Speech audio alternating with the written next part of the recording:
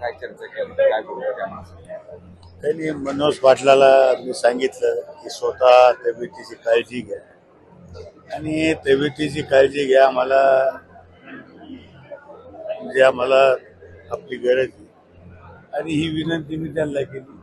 व आपण तब्येतीची काळजी घ्या, डॉक्टरला सहकार्य करा ही त्यांना मी विनंती.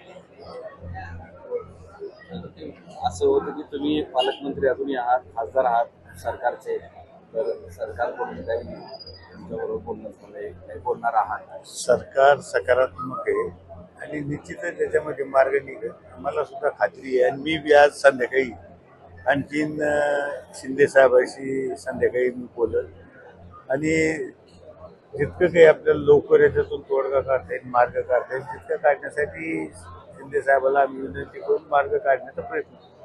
थँक्यू. ओके साहेब, 2 मिनिट